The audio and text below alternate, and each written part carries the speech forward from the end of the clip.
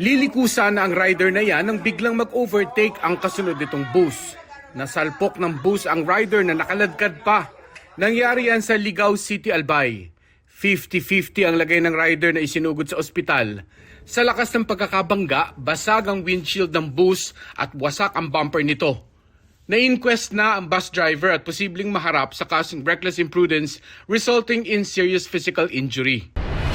Habang dumaraan sa palusong na bahagi ng Marikina City ang truck na ito, bigla itong huminto at dire-diretsyong umatras. Ilang kasunod nitong sasakyan ang nadamay at nadaganan pa.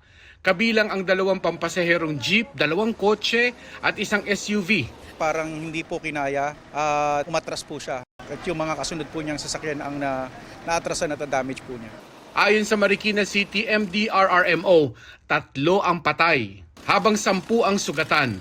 Hawak na ng pulisya ang truck driver na magdi-deliver sana ng karga nitong tobacco at cotton. Hindi ko po talaga sinasadya po talaga yan. Aksidente po talaga yan. Sorry po kung anong nangyari. Mahaharap siya sa kasong reckless imprudence resulting in multiple homicide and multiple injury with multiple damage to property. Sa Talisay City, Cebu naman, tila di kaagad nakapreno sa stoplight ang kotseng iyan kaya nabundol ang sinusundang motor. Nahulog pa ang angkas ng motor na napasalampak na sa kalsada. Sa hiwalay na insidente, nasagi naman ang motorsiklong iyan ng isa pang sumingit na motorsiklo.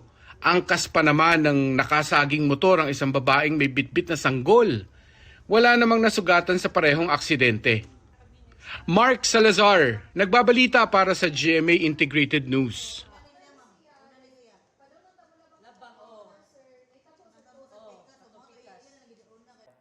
Huwag magpahuli sa mga balitang dapat niyong malaman. Mag-subscribe na sa GMA Integrated News sa YouTube.